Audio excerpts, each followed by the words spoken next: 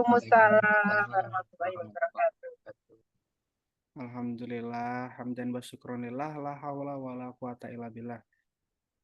Pertama-tama segala puji dan syukur kita aturkan kehadirat Allah Subhanahu wa taala karena atas berkat rahmatnya, atas berkat hidayahnya, atas limpahan rahmatnya, atas berbagai macam nikmatnya yang diberikan, kita semua bisa berkumpul pada pagi hari ini di Sabtu pagi pada Madrasah Baitullah kali ini.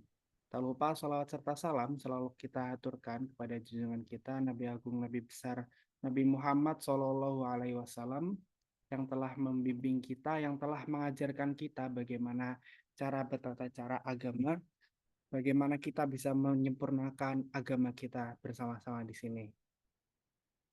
Baik, sahabat-sahabat semua, Bapak-Bapak Ibu yang pagi ini sudah bergabung, mari kita niatkan terlebih dahulu sebelum memulai kegiatan pada pagi hari ini. Mari kita niatkan bersama-sama mencari ilmu, mendapatkan ilmu baru, menuntut ilmu di Sabtu pagi ini. Mungkin ada yang sambil mengerjakan hal lain, mungkin ada yang sudah siap di depan layarnya, mungkin yang siap dan bisa menyalakan kamera, boleh sekali untuk ikut menyalakan kamera di sini nanti bersama Bu Ida dan saya menemani begitu agar ada terlihat. Nah, kemudian mungkin bagi teman-teman semua yang sudah siap, boleh sekali menyiapkan catatannya. Mungkin mau mencatat dari HP, mungkin mau mencatat dari HP-nya, dari device-nya, atau dari catatan, boleh sekali disiapkan. Nanti Bu Ida akan memaparkan materi dan teman-teman semua boleh silakan mencatat apa aja sih yang ingin ditanyakan, apa aja sih ada pertanyaan-pertanyaannya dan lain sebagainya. Nanti ada sesi tanya jawab yang boleh ditanyakan. Kemudian bagi Bapak Ibu sahabat semua yang sudah bergabung, boleh silahkan dilihat di kolom komentar, di kolom chat, ada presensi untuk pagi hari ini. Silahkan sebelum memulai mengisi terlebih dahulu presensi yang ada. Sebentar lagi akan dimulai, jadi mohon silahkan yang sudah bergabung boleh mengisi presensi terlebih dahulu. Baik, sahabat semua. Bismillahirrahmanirrahim. Insya Allah Madrasah Baitullah pada pagi hari ini akan segera kita mulai. Silahkan mengisi presensi terlebih dahulu yang belum mengisi presensi dan boleh menyiapkan kesiapan terbaiknya. Diniatkan kembali menuntut ilmu, diniatkan kembali. Bismillahirrahmanirrahim. Saya akan menuntut ilmu. Bismillahirrahmanirrahim. Insya Allah pagi ini mendapat keberkahan. Insya Allah pagi ini mendapatkan ilmu baru.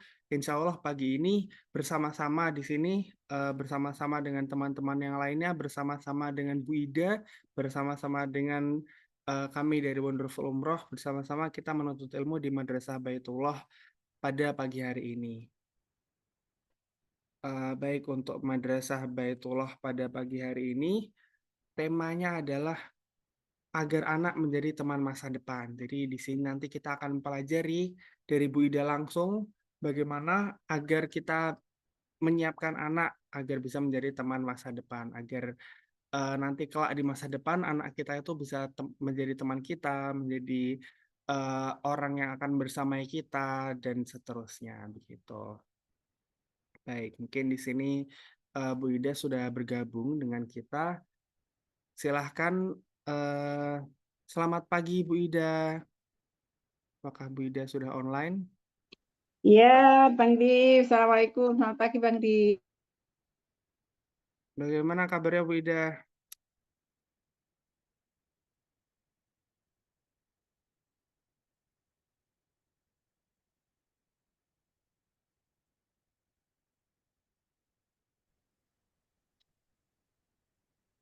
Baik, Bu Ida mungkin sudah siap untuk memaparkan materinya? Iya, siap insya Allah. Baik, oke. Kalau begitu, kami izin bantu share screen, kemudian langsung saja kepada Bu Ida, waktu dan layar kami persilahkan. Baik. Bismillahirrahmanirrahim. Assalamualaikum warahmatullahi wabarakatuh.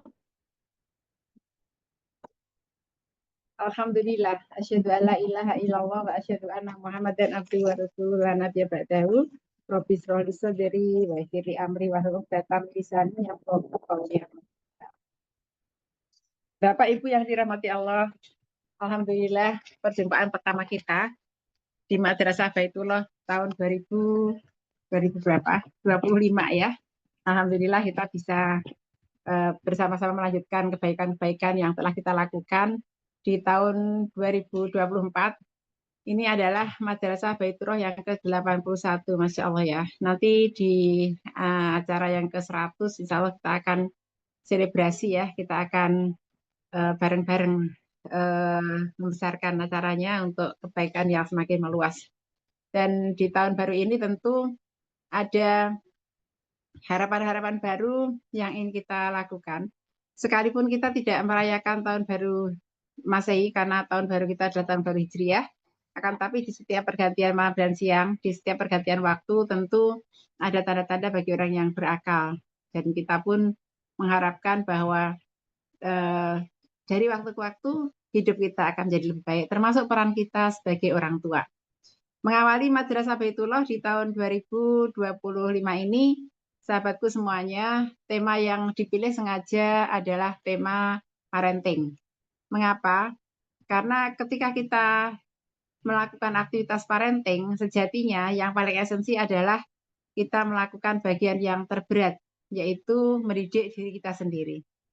Allah kirimkan anak-anak kita bukan semata-mata untuk kita didik, kita besarkan, kita asah, kita asuh, kita antarkan kepada tujuan yang hakiki, akan tapi ternyata Allah juga menjadikan mereka sebagai guru-guru kita, menjadikan anak-anak kita sebagai salah satu wasilah untuk kita memperbaiki diri. Oleh karenanya, karena dari waktu ke waktu kita berharap kita menjadi pribadi yang lebih baik hingga kita mencapai pribadi yang terbaik yang bisa kita tampilkan, maka bahasan pertama ini justru bahasan parenting di tahun 2025 ini. Baik, judulnya Anakku Teman Surgaku. Jadi kalau tadi agar menjadi teman anak, sesungguhnya temannya bukan hanya di dunia. Harapannya pertemanan abadi dengan anak itu sampai ke surganya Allah Subhanahu wa Ta'ala. Nah, karena tujuan hidup manusia itu akan menggapai akhirat, dan akhirat yang kita tuju, yang kita harapkan itu hanya satu, yaitu surganya Allah Subhanahu wa Ta'ala. Baik, silakan Bang Div untuk digeser screen-nya. Ya, sahabatku yang dirahmati Allah, di dalam surat Ar-Ra'd ayat yang ke-23, Jannatu adni yadkhulunaha wa man sholaha min abaihim wa azwajihim wa dzurriyyatihim. Yang kita harapkan adalah surga Aden.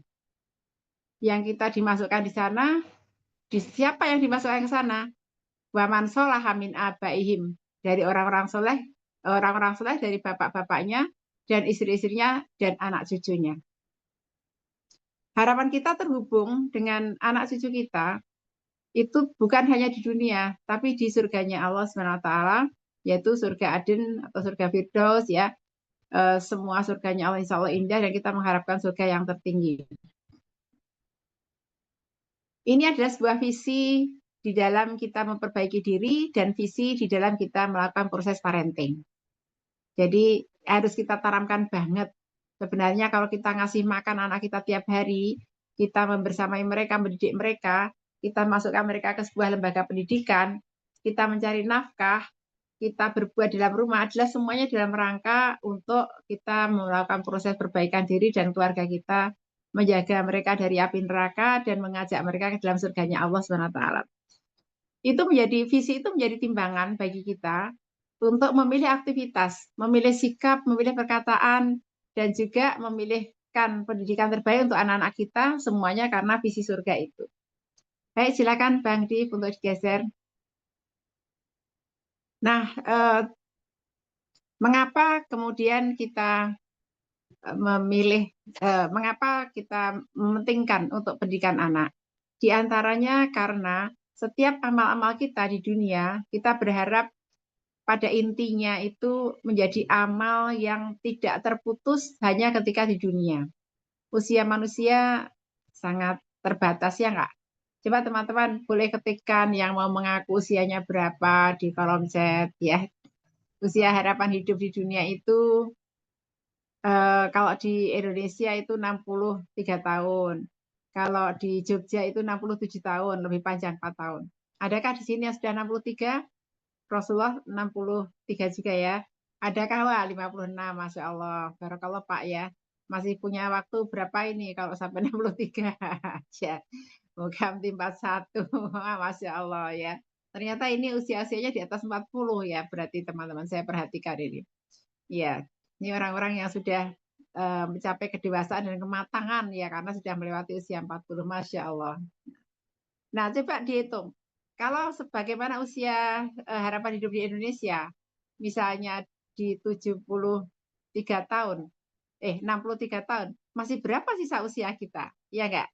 Masih berapa sih ya? Jadi sisanya itu bonus tuh.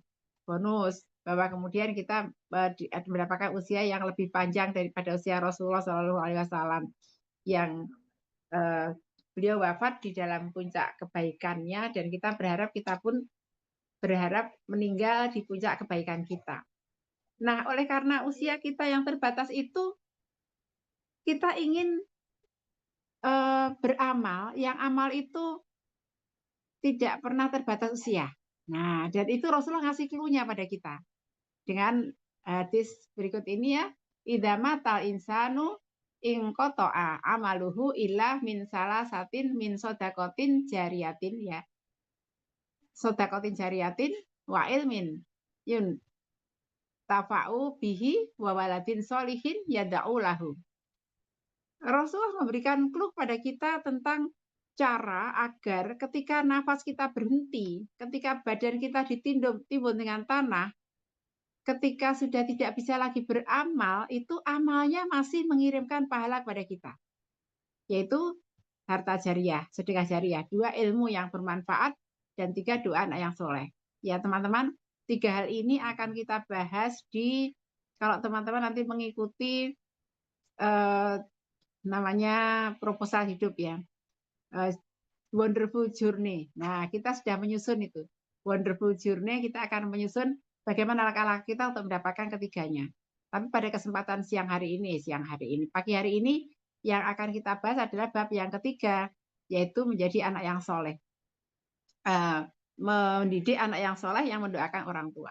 Jadi kalau yang garis besarnya saya kasih spill dulu biar teman-teman tertarik untuk mengikuti Wonderful Journey 3 bulan ya. 3 bulan berapa kurikulumnya ya nanti kita cek ya saya lupa. Baik, jadi sedekah jariah ini kita semuanya butuh biaya hidup, kita semuanya butuh harta untuk melakukan kehidupan. Akan tetapi orientasikan bahwa harta yang kita cari sebanyak-banyaknya itu bukan hanya untuk memenuhi perut kita, bukan hanya untuk membeli pakaian-pakaian yang akhirnya akan kumal, bukan hanya untuk membangun rumah-rumah, kan, tapi sesuatu yang kita jadikan sedekah jariah.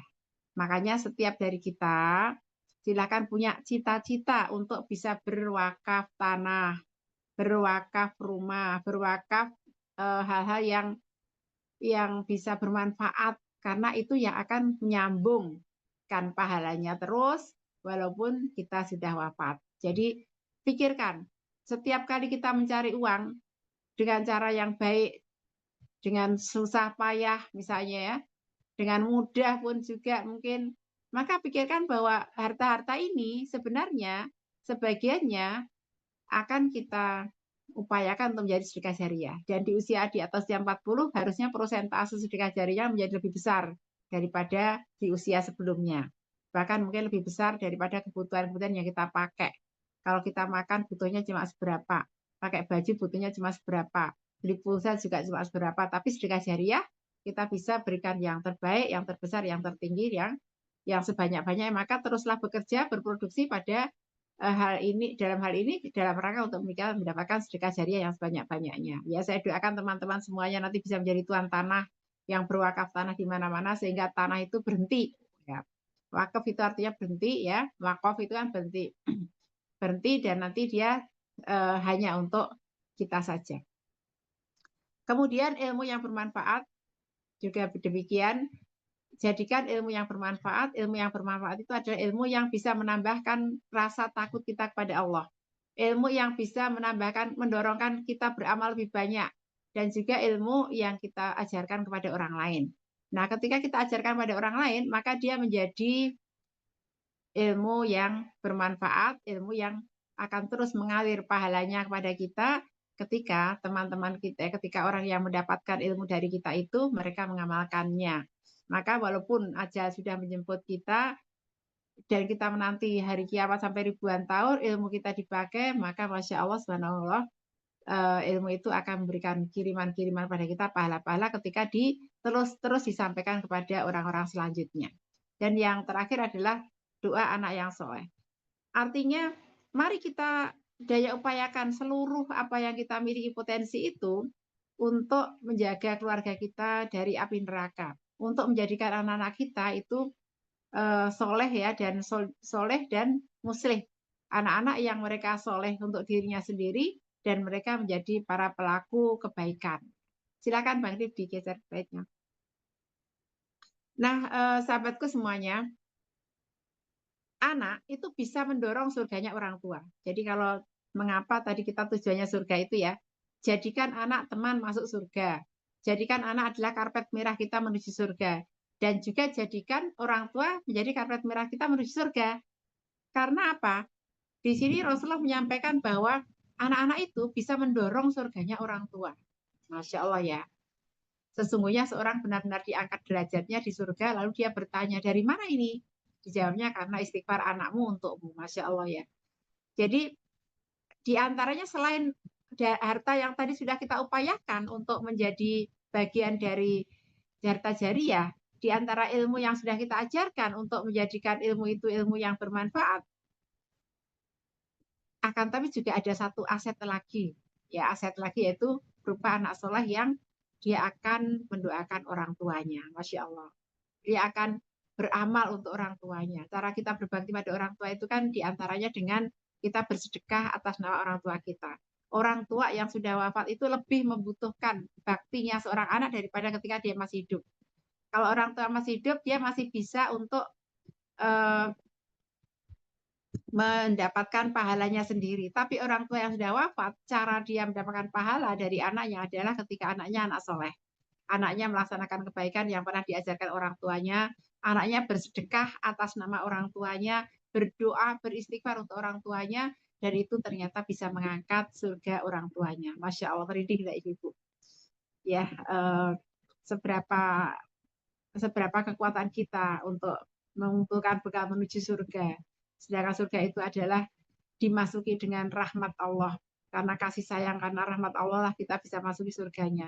Akan tapi amal-amal kita akan menentukan di surga mana kita akan diletakkan. Di surga yang mana kita akan diletakkan ditentukan oleh banyaknya amal-amal kita. Dan ternyata kita bisa dinaikkan derajatnya, dinaikkan levelnya dalam surga justru karena istighfar anak-anak kita. Maka salah satu pendidikan anak, ajari anak untuk menjadi ahli istighfar, mustaghfirun. Lanjutkan Bang Diva. Dan ternyata berlaku juga sebaliknya. Bukan hanya anak yang mengangkat orang tua juga bisa menarik anak-anaknya ke surga. Masya Allah ya. Ini di dalam surat At-Tur ayat 21. Walladzina amanu wattaba'athum dzurriyyatuhum biimanin alhaqna bihim dzurriyyatahum wa ma alatsnahum min amalihim min syai'in kullu mri'in bima kasaba rohin. Orang-orang yang beriman dan anak cucu mereka mengikuti mereka dalam keimanan. Jadi intinya orang-orang tua itu harus menjadi orang yang beriman. Kalau dia menjadi orang yang beriman, lalu dia diikuti oleh anak cucu mereka yang dalam keadaan keimanan, maka mereka dihubungkan dan mereka akan diletakkan di surga dan Allah tidak mengurangi sedikit pun pahala amal mereka. Maka itu ada berkahnya orang tua ketika orang tua itu menjadi orang yang beriman. Makanya dulu ada ulama yang kalau dia mengatakan ketika aku mengingat anak-anakku maka aku menambah rakaat sholatku. Itu ya Ibu. Ibu-ibu sini kalau sholat malam ya sholat sholat sunnah, sholat rawatib, maka di antara motivasinya itu karena ingin menjadikan dirinya orang yang beriman, orang yang soleh, agar anak-anaknya pun mendapatkan kesulihannya. Dan nanti mereka akan dihubungkan dengan di dalam surganya Allah dikarenakan kebaikan-kebaikan yang dilakukan oleh orang tuanya. Ada ulama tafsir yang menyampaikan bahwa itu berpengaruhnya sampai 7 turunan. Jadi kebaikan orang tua itu bisa berpengaruh pada anaknya sampai 7 turunan. Jadi bukan hanya harta ya, tapi juga kebaikan. Dan kalau harta mungkin tidak semua orang dikarunia harga 7 turunan, tapi kita bisa mungkin mengusahakan untuk menjadi orang soleh yang pengaruhnya itu sampai 7 turunan. Baik, silakan lanjutkan Bang Dipa. Nah, Bapak Ibu yang dirahmati Allah, ternyata Al-Quran menerangkan bahwa anak-anak itu bisa menjadi berbagai macam posisinya terhadap orang tua. Slide-nya Bang Dipa silakan. Ada anak-anak yang sangat kita harapkan, yaitu anak-anak yang menjadi qurrata a'yun. Walladzina yaquluna rabbana hab lana min azwajina wa dzurriyyatina qurrata a'yun waj'alna lil muttaqina imama. Kita berharap menjadi orang-orang yang akan berkata, ya Robbu, anugerahkanlah pada kami istri-istri kami dan keturunan kami sebagai penyejuk mata. Qurrata a'yun. Dan dijadikan kami menjadi pemimpin orang-orang yang bertakwa. Sebuah cita-cita yang sangat tinggi, yaitu cita-cita menjadi pemimpin orang yang bertakwa. Penyejuk mata ini di dalam tafsir disebutkan bahwa anak-anak itu menyejukkan mata karena mereka berada dalam ketaatan kepada Allah SWT. Jadi yang menyenangkan pandangan, yang menyejukkan mata itu bukan karena anak itu cakep, ganteng ya. Mungkin kalau anak kecil-kecil itu montok gitu. Kulitnya bersih, sehat badannya, pinter pikirannya. Bukan itu penyejuk mata. Kalau walaupun keadaannya mungkin dia indah dipandang sisi fisiknya, pintar, tetapi dia tidak taat kepada Allah, dia tidak menyenangkan hati orang tua, tidak taat pada orang tua, maka tentu dia tidak lagi menjadi penyejuk mata. Nah, oleh karenanya doa ini ya Bunda, terus bacakan terus sambil membayangkan wajah anak-anak kita, wajah anak keturunan kita, dan kemudian juga jangan lupa kita terus-menerus bacanya di dalam sholat-sholat kita. Setelah sholat kita menadahkan tangan untuk menginginkan anak-anak kita menjadi anak yang bertakwa. Dan ini adalah sebuah cita-cita yang paling tinggi. Bukan hanya pemimpin orang biasa, tapi orang yang bertakwa. Bukan milih-milih yang dipimpin, tetapi artinya juga anak-anak ini mengusahakan terus agar umat ini menjadi umat yang bertakwa. Baik, silakan klik lagi Bang Tifa. Yang kedua, ternyata anak-anak itu juga bisa menjadi perhiasan dunia. Ya, membanggakan kita, Masya Allah. Dia sudah bisa berjalan, dia sudah bisa tengkurap, dia bisa ngomong sepatah dua patah kata. Itu orang tua tuh bahagianya bukan main. Itulah kesenangan di dunia. Ngelihat perkembangan fisik anak. Kemudian dia bisa berprestasi, bisa membaca, menulis, bisa juara ini itu ya. Kemudian dia keterima saja dalam pendidikan yang baik. Kemudian nanti dia mendapatkan pekerjaan yang baik, dia bisa menghasilkan uang, dia bisa mandiri secara fisik dan sebagainya. Maka kita merasakan bahwa itu kegembiraan, kebahagiaan. Tetapi tentu saja perhiasan di dunia ini tidak ada artinya, tidak ada maknanya atau sangat sepele dibandingkan dengan amal-amal yang kekal di dalamnya. Artinya anak-anak ini pun ketika mereka menjadi perhiasan dunia, harapan kita tetap terhubung dengan amalan-amalan akhirat. Jadi yang itulah yang kemudian akan menjadi harapan yang lebih besar bagi kita semuanya. Lanjut Bang Dipa. Nah, Ayah Bunda, akan tapi hari-hari ini kita melihat bahwa ada anak-anak yang ternyata dia menjadi fitnah bagi orang tuanya, ujian. Fitnah itu ujiannya. Ada anak yang bertengkar di sekolah dengan temannya, ayahnya datang, lalu ayahnya membuli teman anaknya itu, kemudian ayahnya masuk penjara. Ada anak-anak yang melakukan kekerasan pada teman wanitanya, lalu ayahnya jadi kena kasus korupsi, lalu dimiskinkan. Ada anak-anak yang berulah, lalu orang tuanya datang menganiaya gurunya, lalu orang tuanya masuk penjara. Masya Allah ya. Lalu ada anak-anak yang ya karena salah didik membunuh orang tuanya. Naudzubillah min dzalik. Jadi hari-hari ini kita disuguhkan dengan berita-berita yang buat kita beristighfar setiap kali. Kita menyampaikan naudzubillah min dzalik, jangan sampai ya Allah kita semuanya terkena yang seperti itu. Karena ada anak-anak yang menjadi fitnah. Pada masa dahulu pun ada Rasul, ada Nabi Allah, ya Nabi Nuh yang anaknya juga menjadi fitnah atau ujian bagi beliau. Jadi ujian kita bermacam-macam. Ada anak yang ujiannya ujian fisik, mungkin sekedar susah makan.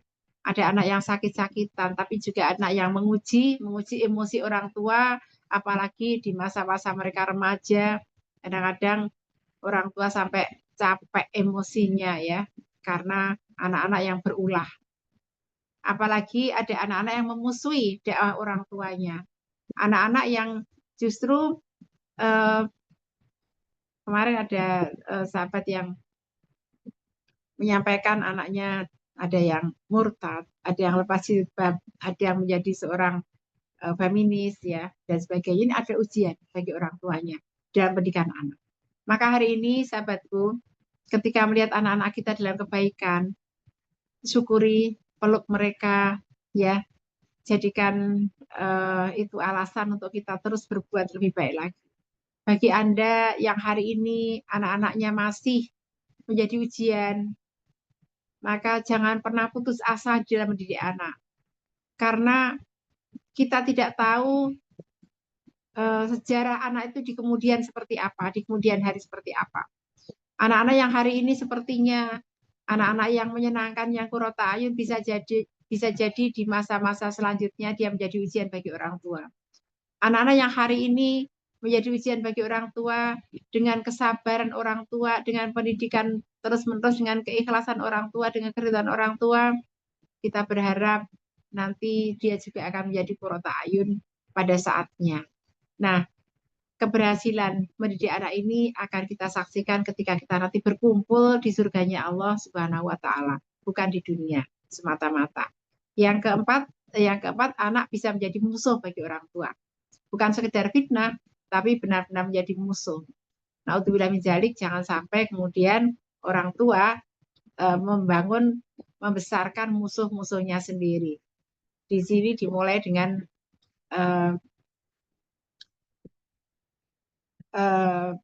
peringatan ya, hai orang yang beriman, ya ayyuhalladzina amanu inna min azwajikum wa auladikum atu lakum. Kemudian fahdharuhum. Maka waspadailah mereka. Berhati-hatilah kamu terhadap mereka. Jangan sampai kita tergelincir di dalam kita mendidik anak sehingga yang dibesarkan adalah monster-monster, yang dibesarkan adalah musuh-musuh yang justru memusuhi orang tuanya.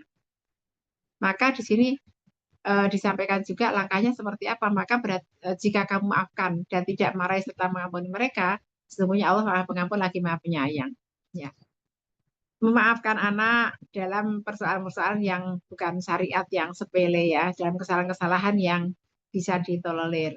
Kemudian kita terus meluruskan anak ketika mereka melakukan kesalahan-kesalahan yang melanggar syariat. Jadi kita terus-menerus berupaya menjaga dari api neraka itu tidak ada hentinya sampai ajal kita menjemput. Siapa yang lebih dahulu, orang tua atau anak, maka pada saat itulah telah selesai proses pendidikan anak.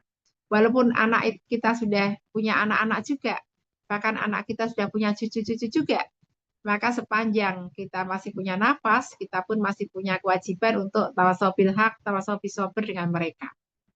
Silakan lanjutkan, Bang Tifa. Nah, ayah bunda,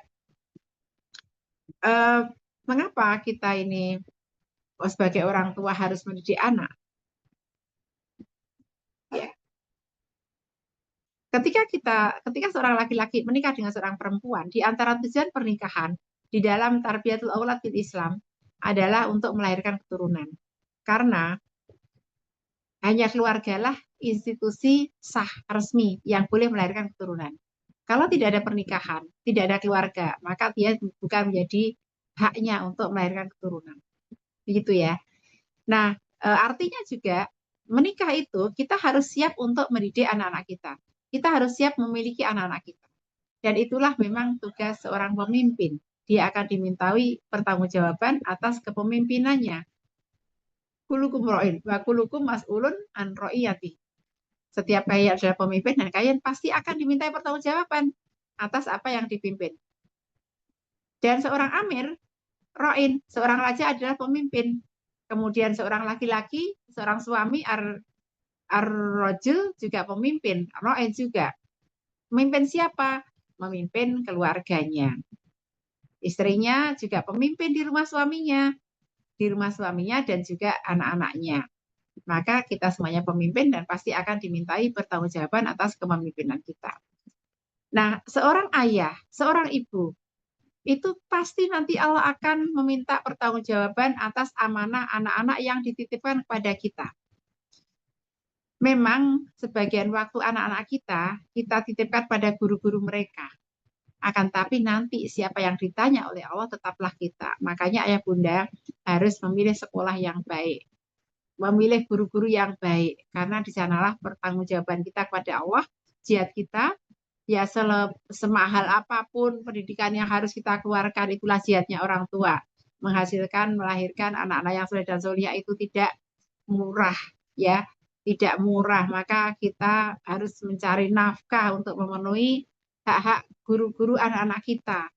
Di antara cara kita mendapatkan anak yang soleh dan solihah adalah kita membuat ridho guru-guru anak kita. Jangan pernah kita melecehkan guru-guru anak kita, doakan guru-guru anak kita. Berikan penghargaan yang layak kepada guru-guru anak kita. Maka orang tua jangan nunggu SPP ya. Bagaimanapun usahakan untuk membayarkan biaya pendidikan anak-anak kita.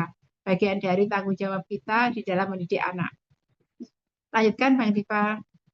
Dan ayah bunda, di antara hadis Rasulullah SAW ini juga tentang bagaimana seorang harus menjaga keluarganya. Innallaha sa'ilun kula ro'in. Allah itu akan menanyai. Ya, Allah itu penanya ya. Sa'ilun itu adalah pelaku yang akan menanyai ro'in setiap dari pemimpin. Nanti tidak akan tergelincir kaki kita kecuali kita akan ditanyai tentang kepemimpinan kita. Lanjut lagi Bang Diva. Nah, oleh karenanya kita harus memahami sebenarnya ketika kita mendidik anak itu kita giring kemana anak-anak kita. Jangan sampai split, jangan sampai bingung. Jangan hanya sekedar anakku biar jadi dokter, anakku biar jadi insinyur, anakku biar jadi guru, anakku biar bisa bahasa Arab, anakku biar bisa hafal Quran. Bukan itu yang kita tuju. Target utama pendidikan anak adalah agar anak kita menjadi insan yang bertakwa. Kan doa kita kan waj'alna lil muttaqina imama. Ya.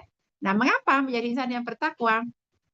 Karena ketakwaan itu adalah posisi yang tertinggi di sisi Allah SWT. Ya, klik lagi Bang Dipa. Kita ini kan selalu ingin mendaki karir kan gitu ya. Karirnya apa? Karirnya karir di sisi Allah dan karir di sisi manusia. Kalau orang hanya berpikir karir di sisi manusia, maka dia akan menghalalkan segala cara. Dia nyogok, ya, biar naik jabatan. Dia kemudian melakukan hal yang curang. Itu kalau dia hanya berpikir karirnya di sisi manusia. Kalau dia berpikir karirnya di sisi Allah, maka dia punya rasa takut yang besar pada Allah. Hidupnya pasti akan lurus ya. A'udzubillahi minasyaitonirrajim.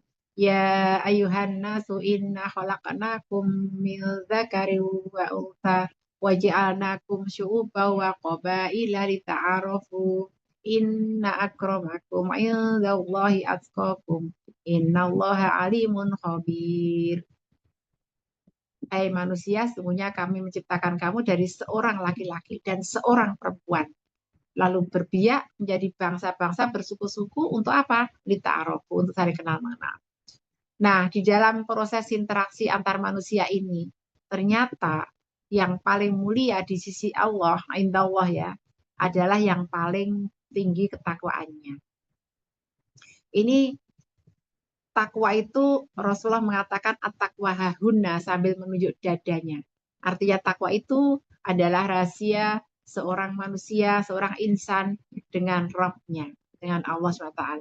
Jadi ketika kemudian seseorang itu di mata manusia mungkin kok sepertinya sholatnya khusyuk, sepertinya sedekahnya banyak, ilmunya banyak, maka tentang apakah dia benar-benar bertakwa atau tidak, hanya Allah dan dirinya yang tahu. Ya. Maka kalau seorang itu bertakwa, insya Allah dia mendapatkan kemuliaan di sisi Allah SWT. Ini adalah hubungannya dengan yang kedua. Adapun di sisi manusia, maka yang paling mulia di kalangan manusia itu siapa? Yang paling bermanfaat ya. Khairun nas anfa'ahum linnas. Sebaik-baiknya manusia yang paling bermanfaat bagi manusia. Artinya begini, ada orang-orang yang tidak memiliki ketakwaan, tapi dia berlaku baik, dia memiliki adab yang baik. Ya, adab ya, bukan akhlak ya. Kalau adab itu adalah buah dari pendidikan. Ya, karena takdib, karena diberikan pendidikan, maka dia menjadi beradab. Makanya ada orang Jepang adabnya tinggi ya, ada orang Barat adabnya tinggi, walaupun mereka walaupun mereka non Islam, tapi adabnya tinggi karena pendidikan yang membuat mereka punya karakter yang baik. Akan tapi akhlak adalah buah dari keimanan. Maka kita tidak bisa mengatakan, oh mereka berakhlak ya. Karena akhlak adalah buah dari keimanan. Karena Rasulullah diturunkan untuk menyempurnakan kemuliaan akhlak. Innama bu'istu liutamima makarimal akhlak. Jadi adab sama akhlak itu sesuatu yang berbeda.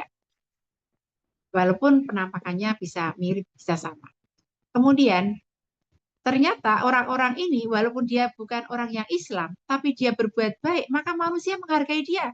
Dikasih penghargaan, award ini, award itu ya, dikasih apa namanya? Ya, penghargaan ya. Mereka dihargai mendapatkan posisi di sisi manusia. Kenapa? Karena bermanfaat. Karena mereka memberikan kemanfaatan di sisi manusia. Akan tapi amatlah sayang bahwa di sisi Allah belum tentu mereka mendapatkan surga dari Allah SWT. Balasan yang mereka terima adalah balasan di dunia. Mungkin mereka akan mendapatkan gaji yang tinggi karena kemanfaatan yang mereka berikan. Mungkin mereka akan mendapatkan jabatan yang tinggi karena kemanfaatan yang mereka berikan.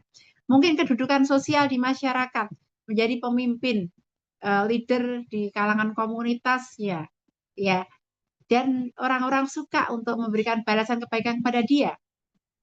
Akan tapi kalau tidak terhubung dengan yang pertama bahwa dia tidak melakukannya atas dasar takwa kepada Allah, dia akan mendapatkan balasannya hanya di dunia.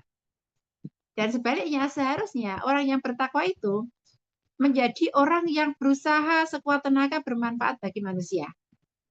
Sehingga dia pun bukan hanya tinggi kedudukannya di sisi Allah, tapi juga tinggi kedudukannya di sisi manusia. Silakan Bang Adi dikit lagi. Ayah bunda yang dirahmati Allah, takwa tadi adalah implementasi dari posisi kita sebagai hamba Allah. Bahwa manusia itu diciptakan Allah untuk beribadah kepada Allah semata-mata. Ya, wa ma khalaqtul jinna wal insa illa liya'budun. Sesungguhnya aku tidak menciptakan jin dan manusia kecuali untuk beribadah kepadaku. Wa ma umiru illa liya'budullaha mukhlishina lahuddin. Dan beribadahnya itu diperintahkan kita untuk senantiasa ikhlas karena Allah semata-mata. Yang kedua, tugas manusia di muka bumi ini adalah untuk menjadi khalifah. Ya. Manusia diciptakan di muka bumi untuk fil ardi khalifah, ya, dijadikan sebagai khalifah di muka bumi. Maka pengejawantahannya atau implementasinya sebagai khalifah adalah menjadi orang yang bermanfaat, menjadi rahmatan lil alamin. Orang ngelihat dia saja itu sudah segan untuk berbuat buruk. Nah, itu udah manfaat loh ya. Ah, nggak enak ada Bang Diva, jangan ngerumpi, nggak enak misalnya gitu. Ada Bu Fulan, nggak enak ayo kita yang lakukan yang baik-baik.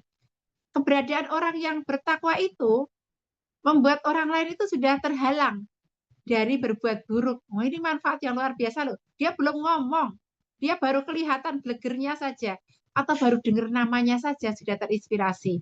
Aku ingin menjadi orang seperti ya misalnya ya Ustadz A, Ustadz B atau Ibu A, Ibu B karena kebaikan-kebaikannya itu dia memberikan manfaat. Ada manfaat yang karena mendengar nama Dan sejarah kebaikannya saja, Utsman bin Affan dengan infak sedekahnya yang luar biasa, yang sampai hari ini masih dirasakan. Rekening tertua di dunia adalah rekeningnya Utsman bin Affan, yang tidak pernah, hartanya tidak pernah habis, terus didaya gunakan terus menerus. Masya Allah kan ya, pahala jariahnya mengalirnya luar biasa. Maka kita terinspirasi, gimana ya kita menjadi Utsman bin Affan selanjutnya, yang setelah kita wafat rekening kita tidak pernah berhenti, dia terus dikembangbiakkan terus, dan terus memberikan kemanfaatan bagi umat misalnya. Nah, ada orang yang memberikan manfaatnya itu kelihatan nyata. Kalau kita dekatnya, tangannya suka mijit-mijit. Mungkin ada peserta di sini yang suka mijit saya.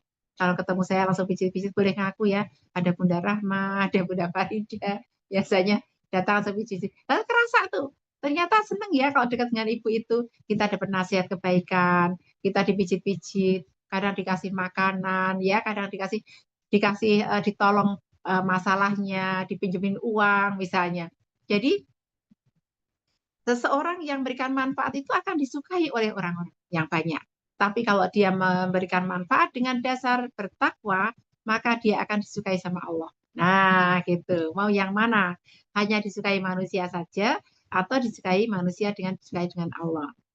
Jadikan kita mencari simpatinya Allah, maka manusia akan dengan sendirinya menyukai kita. Begitu.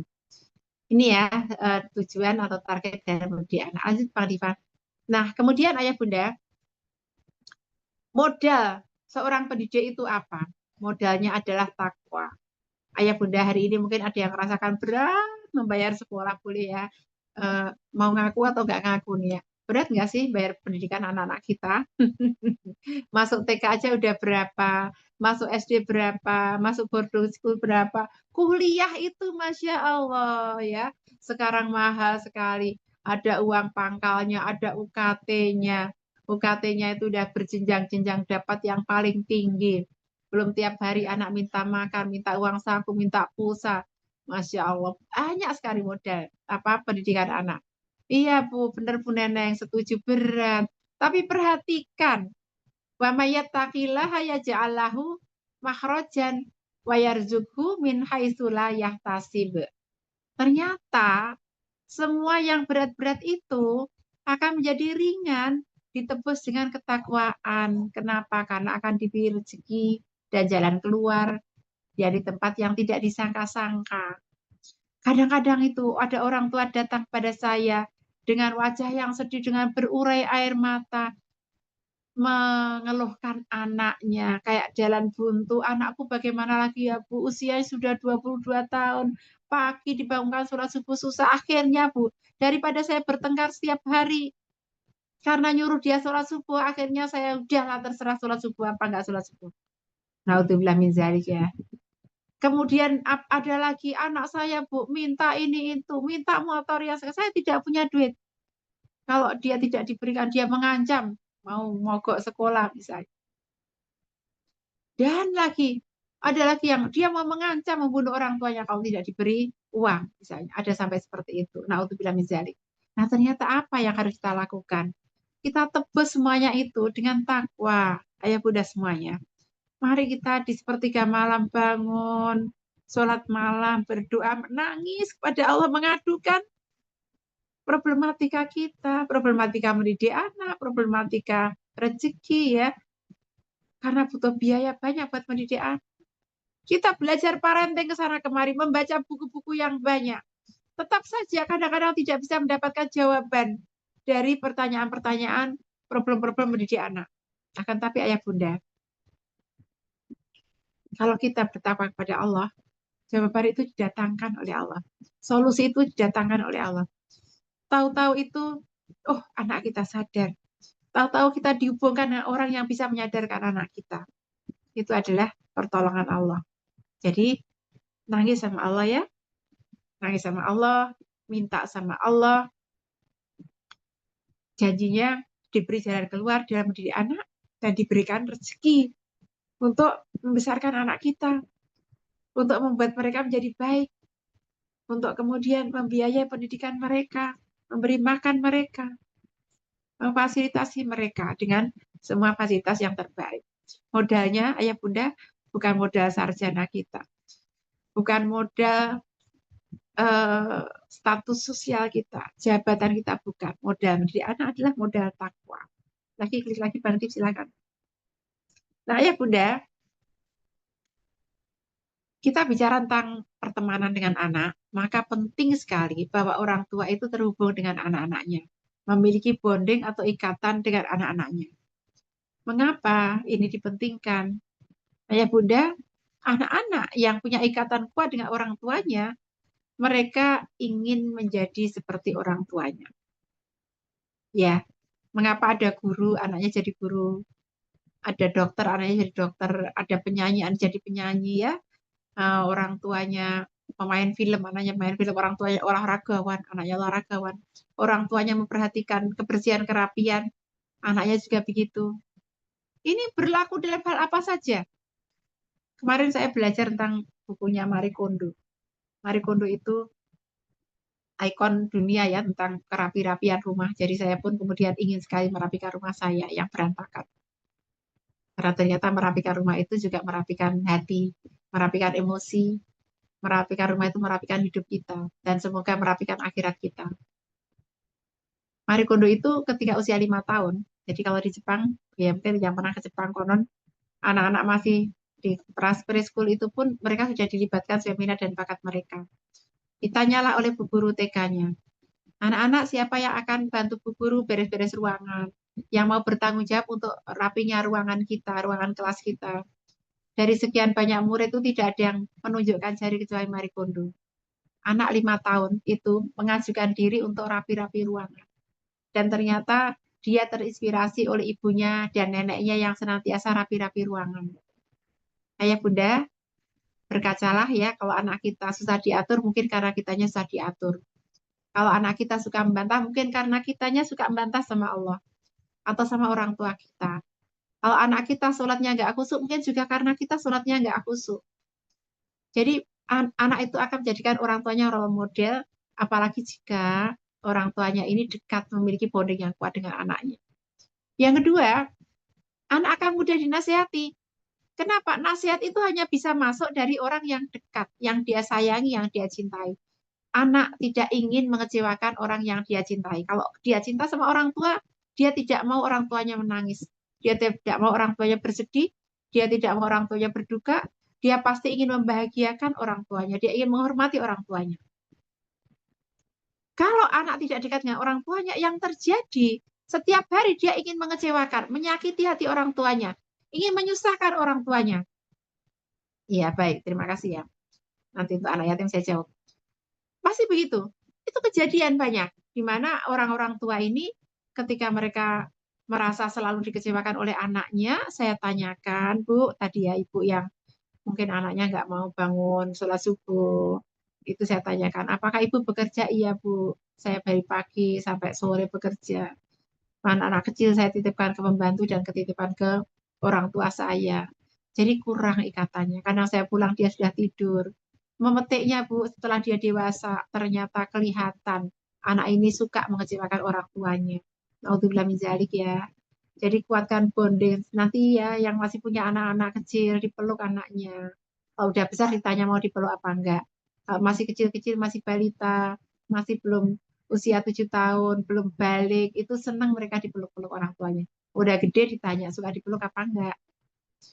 Kemudian anak yang punya bonding yang kuat dengan orang tua itu akan memiliki kesehatan mental dan fisik, psikis ya. Kalau fisik kan memang bisa dirawat orang lain, tapi mental dan psikis itu yang merawat adalah orang tua. Kalau mereka sehat mental, sehat psikis, mereka akan tumbuh menjadi pribadi yang produktif, yang dia akan bisa berorientasi untuk memberikan kemanfaatan pada orang lain, bukan yang egois, egosentris yang menyuruh orang lain memberikan manfaat pada dirinya. Baik, lagi Bang Tifa. Ayah Bunda yang dirahmati Allah, bagaimana cara kita, sebentar, ini. Tadi saya kan bicara tentang bonding tadi ya, takwa, bukannya takwa, kemudian bonding, yang ketiga adalah ilmu parenting ya. Maka saya ambilkan ucapan Imam Syafi'i. Ini kadang-kadang orang menukilnya sebagai hadis ya. Sebenarnya dia adalah ucapan dari Imam Syafi'i. Kita tahu ya, Imam Syafi'i itu banyak sekali ucapan-ucapannya yang indah, ucapannya yang bagus, ucapannya yang maknanya tinggi begitu sampai orang-orang mengira kadang-kadang itu hadis, padahal bukan. Termasuk ini ya, man aradad dunya fa'alaihi biilmi, wa man aradal akhirah fa'alaihi biilmi. Barang siapa yang aroda menghendaki kebahagiaan dunia maka dengan ilmu, kalau dia menghendaki kebahagiaan akhirat maka pun dengan ilmu. Jadi tanpa ilmu kita juga akan repot karena kerusakan yang dilakukan oleh orang tua tanpa ilmu itu bisa lebih besar daripada yang dengan ilmu ya. Contoh nih ya, insya Allah ada rekamannya nanti ya Bunda Laila. Ada seorang teman itu yang dia memberikan makan anaknya pada waktu saya masih muda, saya pernah muda ya. Itu ASI eksklusif itu hanya 3 bulan. Jadi anak saya pertama kedua itu masih ASI eksklusifnya 3 bulan, setelah itu disuap makan. Anak ketiga itu ASI eksklusifnya pendidikannya sudah 6 bulan. Jadi ilmu itu berkembang ya. Nah ada teman itu yang dia anaknya masih 5 bulan. Ngasih makan anak itu kan membuat anak buka mulut itu kan susah ya. Jadi anak itu dilikitik. Anak itu dicandain sampai tertawa lalu disuap. Dan ternyata makanannya masuk ke saluran napas dan 15 menit kemudian anaknya meninggal. Hati-hati ya Bunda. Ngasih makan anak itu tidak boleh ketika dia tertawa. Karena ketika dia tertawa, di sini cabang batang tenggoroknya terbuka. Saluran nafasnya, saluran kemakannya terbuka, bahaya. Kalau kemudian salah masuk. Gitu. Makanya buat anak senang tapi tidak dengan tertawa. Jadi dia tidak tahu, dia geli-gelin anaknya ketawa, lep dimasukin gitu. Dan ternyata masuklah dia sampai akhirnya anaknya wafat. Dilarikan ke rumah sakit tapi sudah terlambat. Jadi dalam waktu sebentar langsung biru-biru-biru, kemudian dibawa ke rumah sakit, udah meninggal di jalan. Ini ya tanpa ilmu itu berbahaya. Banyak hal yang tanpa ilmu itu juga sangat berbahaya. Baik. Ya, baik. Kemudian lanjutkan Bang Diva. Nanti pertanyaannya akan saya jawab ya. Cara menguatkan bonding bagaimana? Ada 3 yang saya sampaikan di sini ya Bunda ya. Saya kalau menyampaikan banyak-banyak nanti repot, nanti susah mengingatnya. Tapi kalau sedikit itu bisa diingat insya Allah ya. Resep 3 aja. Jadikan anak Anda salah satu prioritas. Setiap orang tuh punya prioritasnya. Kerjaan pastilah jadi prioritas. Dia biasanya harus berangkat jam 7, kemudian pulang jam berapa dia prioritaskan ya. Tapi jadikan anak kita salah satu prioritas kita. Dan dia harus mengerti bahwa dia adalah prioritas kita. Saya punya seorang teman yang dikritik oleh anaknya. Ya, beliau ini pembicara parenting juga. Ya, beliau menceritakan itu di forum, makanya saya ceritakan sini. Tapi saya tidak sebutkan namanya.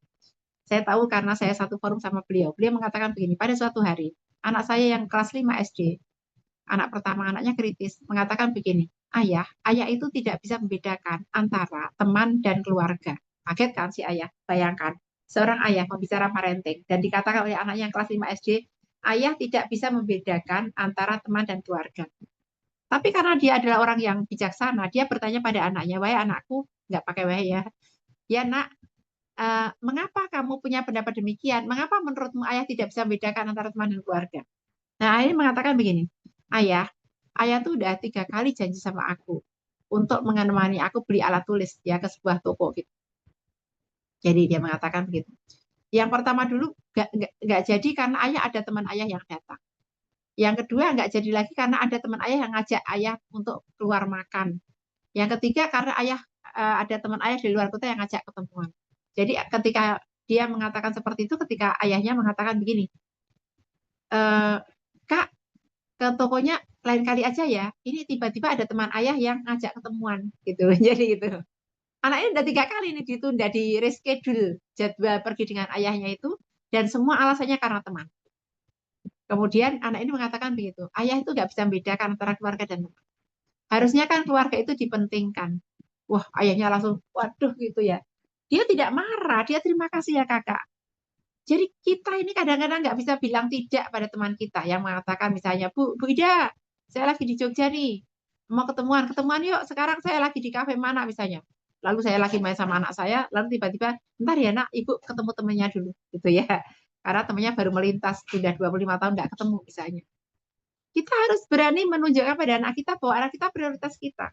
Jadi dia mengatakan seperti itu. Lalu teman saya mengatakan, bener ya, kadang-kadang bapak-bapak itu tarikan temannya lebih kuat. Diajak ketemuan, diajak ngobrol, diajak touring, diajak lakukan hobi, diajak olahraga, diajak badminton, atau diajak apa, dia langsung lari, dan itu membuat anak merasa ditinggalkan. Bahwa di bawah anaknya akan gitu lebih baik ya enggak. Jadi anak merasa tahu bahwa Dan ada prolognya.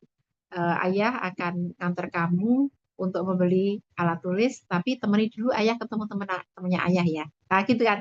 Jadi dia merasa bahwa dia diprioritaskan, bukan lain kali ya. Nah ayah mau ketemu teman ayah dulu. Sehingga kita juga punya batasan ketemu teman anak. Teman kita misalnya tadinya 1 jam spare waktunya jadi kita cuma setengah jam aja, ya setengah jam untuk anak kita. Contohnya begitu. Saya pun terus berjuang ya, menyeimbangkan antara urusan pribadi, urusan bisnis, urusan karir dengan urusan anak-anak, termasuk juga urusan ibadah. Kemudian yang kedua, nikmati setiap waktu bersama dengan anak. Orang mengatakan sekarang mindful parent, mindful parent, atau mindfulness parent. Orang tua yang selalu menikmati waktu bersama dengan anak. Jadi dinikmati, tidak kemudian pikirannya kemana-mana. Jiwanya, fisiknya bersama anak, jiwanya nggak sama anak. Nemeni belajar tapi gagap-gagap. Matanya kadang-kadang nggak fokus ya, telinganya nggak fokus, bahkan pikirannya nggak fokus sehingga salah-salah gitu ya. Atau malah pakai ambil pegang gadget misalnya, maka dia tidak menikmati waktu bersama dengan anak. Kalau kita meniatkan sedang kencan dengan anak kita, sedang mau sama anak kita, taruh HP-nya, hadapkan wajah pada anak, dengarkan anak. Sampai suatu ketika ada seorang teman yang ada seorang anak ya, anak teenager ini mengatakan begini, aku merasa suatu ketika, iya, aku pernah didengarkan oleh ayahku sekali aja. Jadi dia merasa pernah dengar oleh ayah sekali aja. Ketika ibuku memanggil ayahku, ya ayah, ayah. Lalu ayahku mengatakan, Sek Bu, anakmu lagi ngomong sama aku. Jadi bayangkan ya, di usia belasan tahun itu dia hanya mengingat satu kali aja didengarkan oleh ayahnya. Selain itu dia merasa tidak pernah didengarkan oleh ayahnya. Ini ya, ayah yang bersama, ada ayah yang pulang tapi tidak hadir, ada ayah yang tidak sempat pulang tapi dia bisa hadir di dalam kehidupan anak. Contohnya adalah Nabi Ibrahim alaihissalam. Beliau kadang tidak pulang, tapi beliau hadir dalam kehidupan anak berupa doa-doa.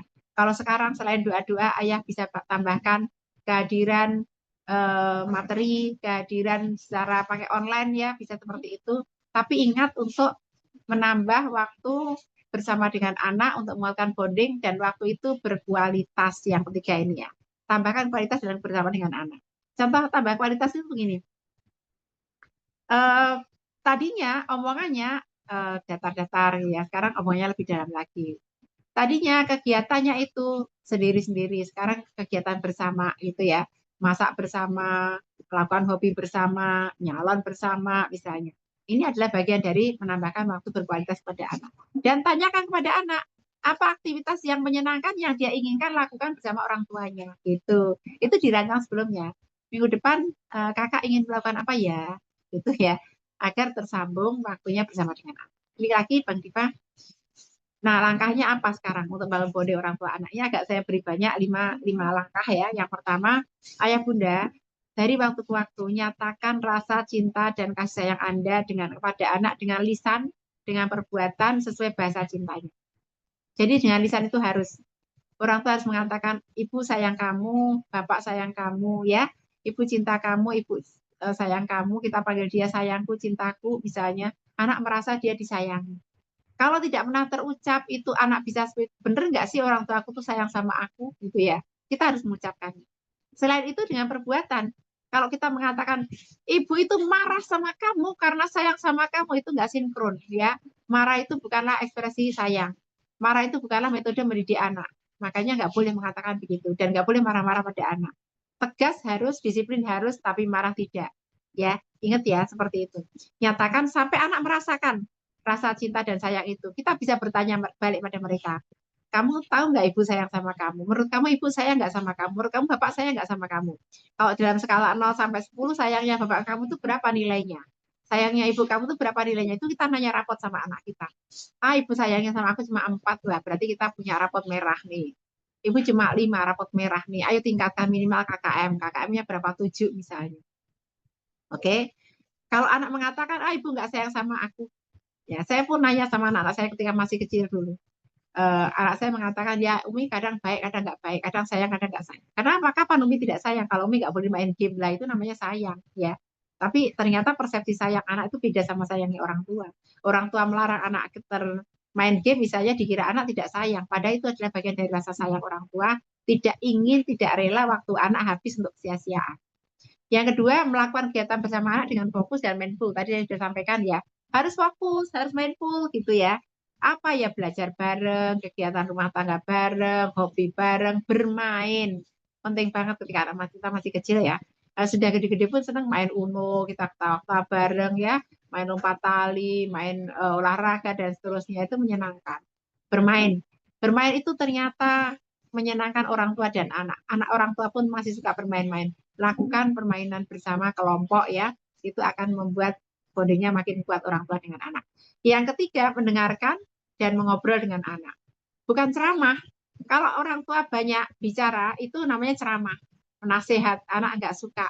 Yang dia sukai ketika dia dengarkan. Makanya kalau mendengarkan itu artinya anak yang banyak bicara, orang tua yang mendengarkan.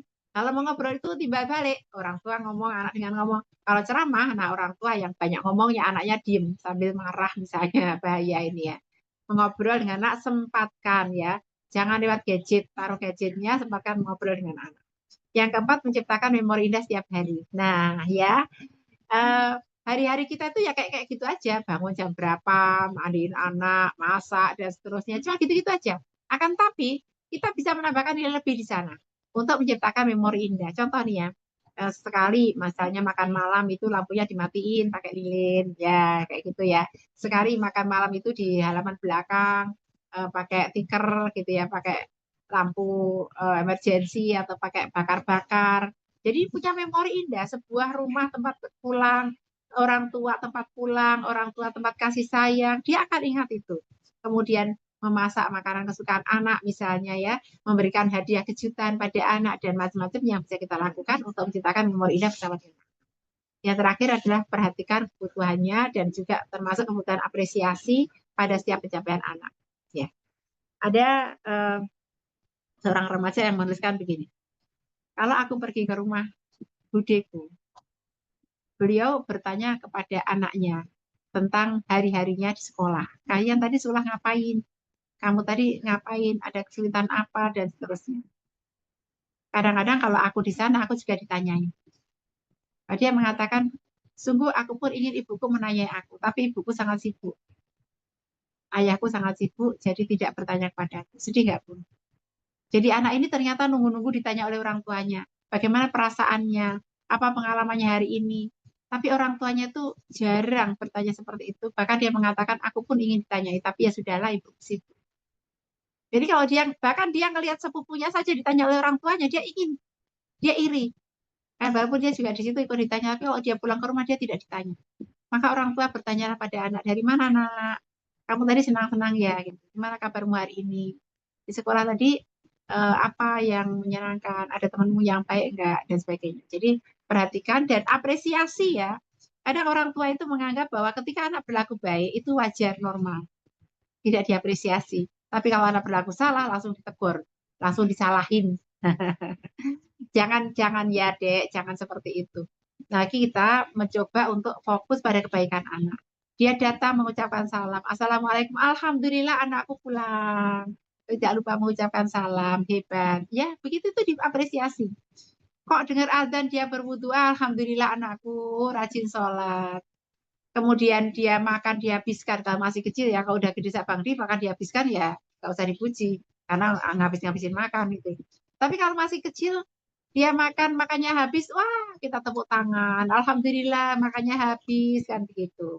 Jadi ada setiap usia itu ada apresiasi yang kita berikan yang bentuknya itu tentu sesuai dengan tahapan usianya. Tapi ingat, anak butuh diapresiasi untuk merasa dia dihargai keberadaannya, ya, dihargai posisinya di sisi orang tua dan orang tua harus adil pada semua anak.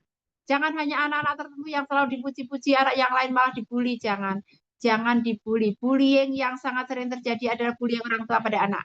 Hei, pesek, hei keriting, hei kurus, hei gendut misalnya ya, hei hitam, hei jerawatan, jangan.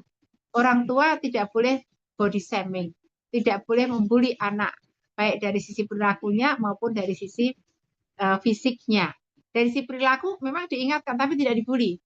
Si pelupa itu loh, gitu ya.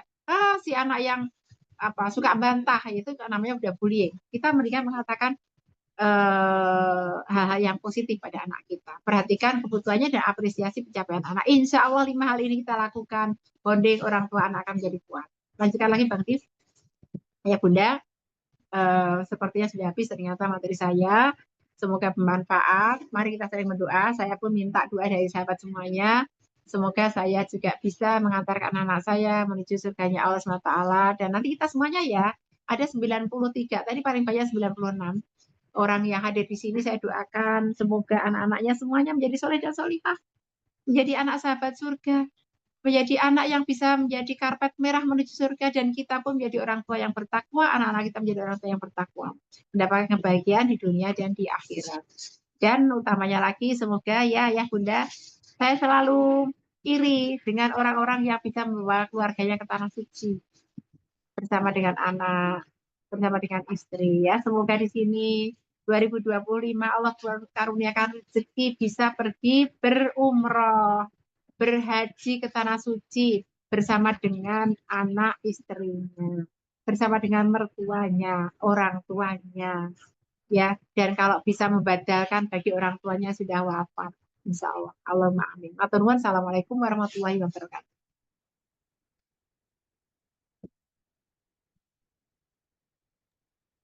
Waalaikumsalam warahmatullahi wabarakatuh.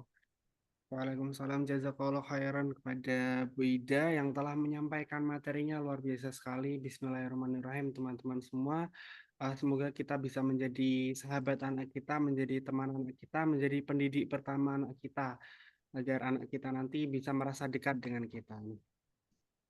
Mungkin sembari nanti akan melanjutkan ke sesi, nanti sebelum sesi tanya jawab, Bu Ida boleh, mungkin tadi sudah ada beberapa pertanyaan yang masuk, Bu Ida sudah membaca beberapa, mungkin sudah tahu apa yang pertanyaan mana dan uh, yang akan dijawab bersamaan dan lain sebagainya.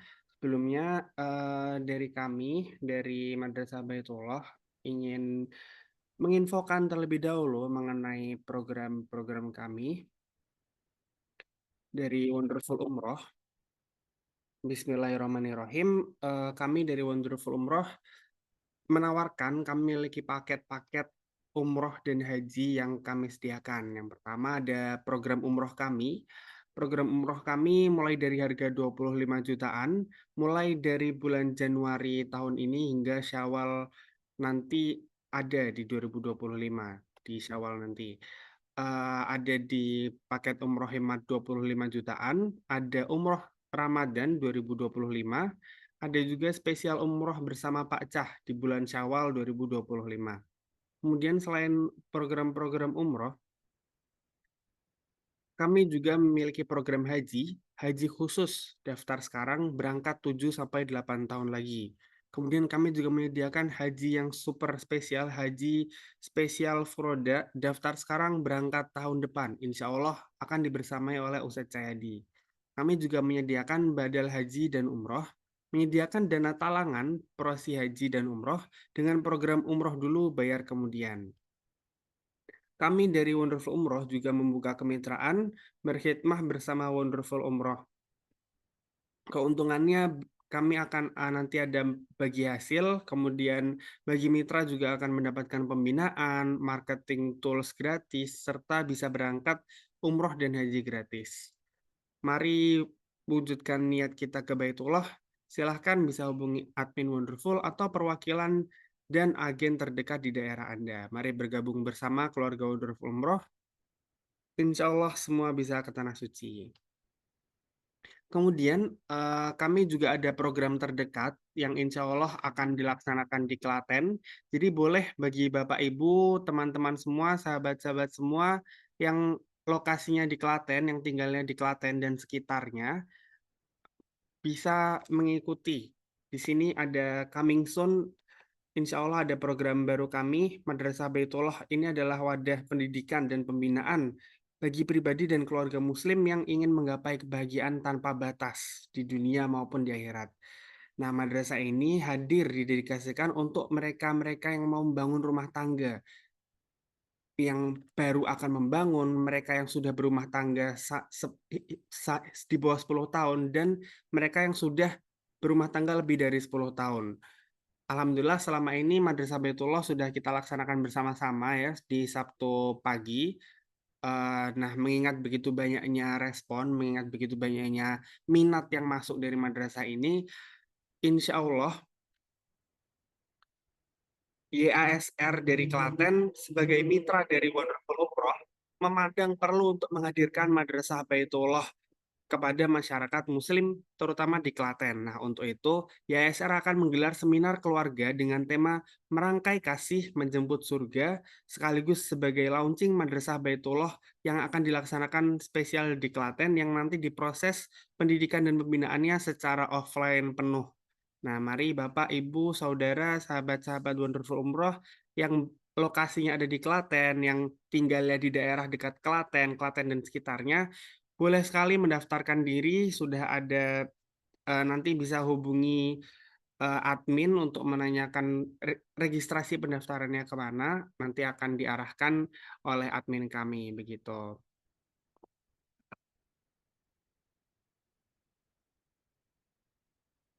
Baik, selanjutnya, nah ini sudah dikirim oleh admin kami, silahkan bagi yang minat, bagi yang tertarik, bagi yang ingin mengikuti program dari Klaten, silahkan bisa mengisi link tersebut.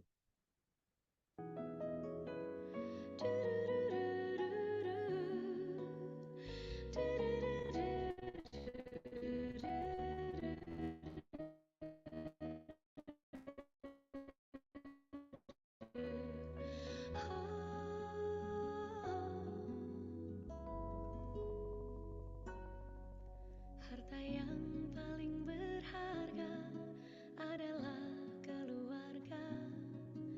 Istana yang paling indah adalah keluarga. Puisi yang paling bermakna adalah keluarga. Mutiara tiada tara adalah keluarga. Baik, berikut program terdekat kami. Silahkan bagi yang berlokasi di Klaten dan sekitarnya bisa segera mendaftarkan diri di link yang sudah tersedia. Baik, selanjutnya kita akan lanjutkan ke sesi tanya jawab bersama Bu Ida. Di sini sudah ada 2 pertanyaan masuk di kolom komentar. Saya izin bacakan ya, Bu Ida. Iya, silakan. Baik, di sini dari Ibu Ida SR Solo, namanya sama dengan Bu Ida ini.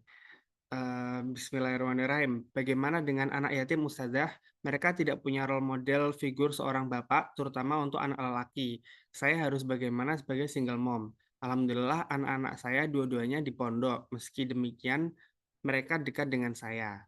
Kemudian yang kedua dari Rohfri Kotin, anak saya perempuan saat ini sekolah di SMP IT kelas 2. Sudah 1,5 tahun mondok di situ, tapi saat ini dia tidak mau balik pondok dengan alasan pernah dikatain teman-temannya.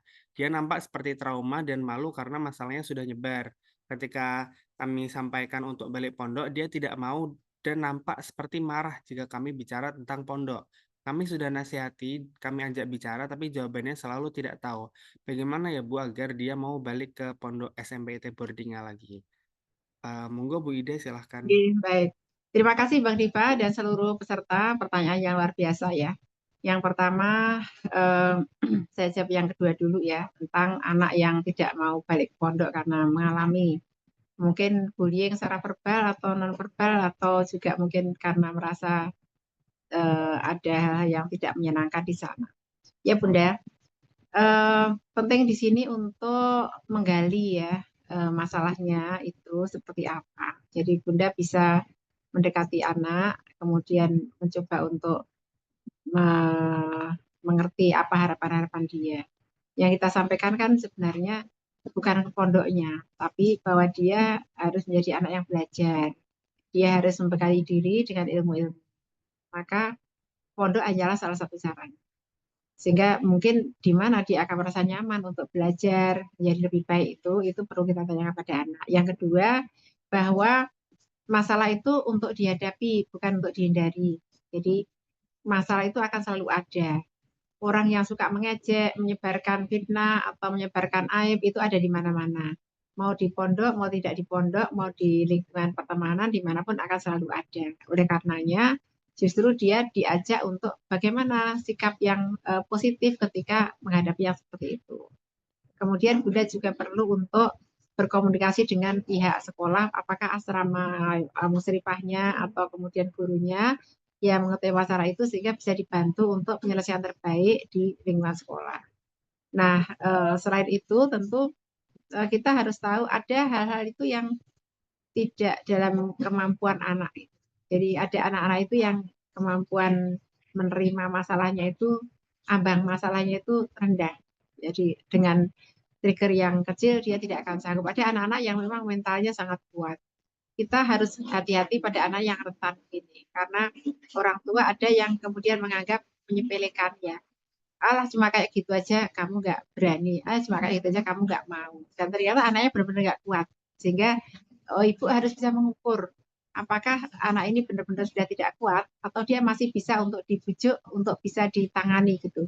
Kalau dia benar-benar nggak kuat itu resikonya ya dia stres ya, stres atau yang lebih buruk lagi, mohon maaf ya ada orang yang sampai harus bunuh diri dan sebagainya ya, melarikan diri dari rumah. Ini kalau dia tidak kuat lagi. Tapi sepanjang dia masih bisa untuk menahan itu, maka dia masih dibujuk-bujuk untuk kembali ke pondok.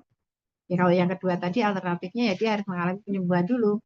Dia harus mendapatkan terapi, mungkin dengan psikolog, mungkin dengan psikiater untuk melihat problemnya itu dan dia sampai dia sanggup mengatasi masalahnya.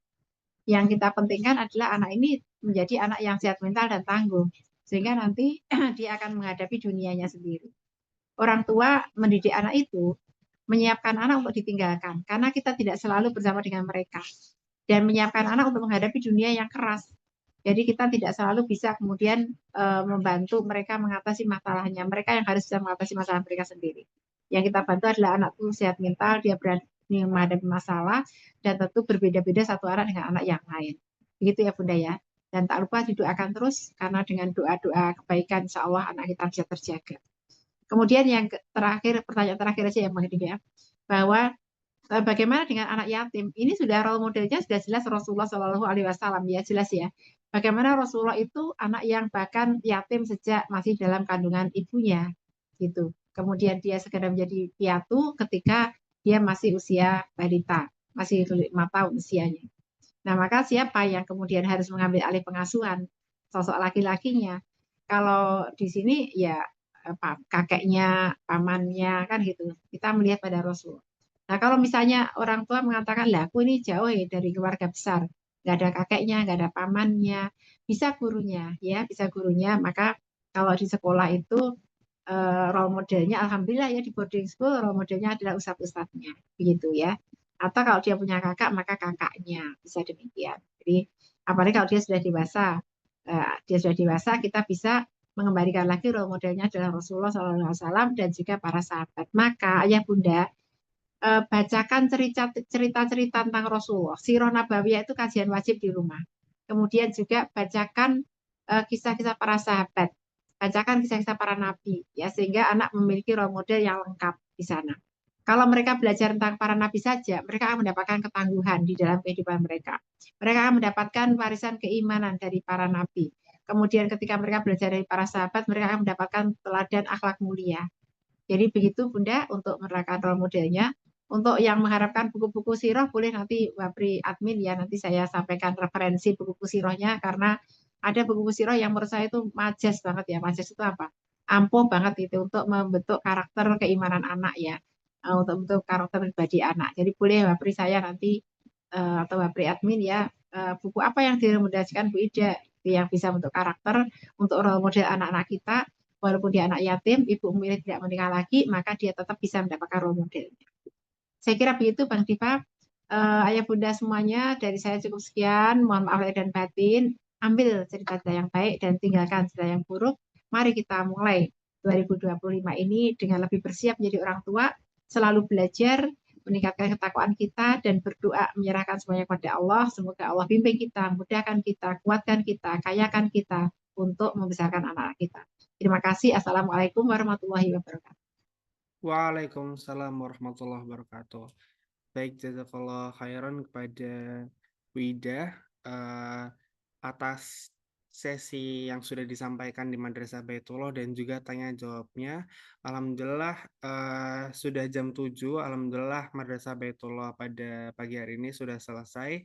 Terima kasih banyak sahabat-sahabat yang sudah hadir, Bapak Ibu dari mana saja, dari seluruh penjuru Indonesia. Terima kasih banyak sudah hadir dan menyimak dan belajar bersama, menuntut ilmu bersama di Madrasah Baitullah kali ini. Jangan lupa setiap pekan, setiap Sabtu pagi, jam 5:30 kami akan selalu mengadakan Madrasah Baitullah. Tunggu info-info terbarunya. Silahkan join juga ke grup Madrasah Baitullah agar selalu update info terbarunya. Jangan lupa juga share kepada keluarga-keluarga, teman-teman terdekat untuk mengikuti Madrasah Baitullah. Terima kasih teman-teman semua, sahabat-sahabat semua. Kurang lebihnya dari saya mohon maaf. Saya cukupkan. Wassalamualaikum warahmatullahi wabarakatuh. Selamat pagi, silahkan melanjutkan aktivitas. Terima kasih banyak.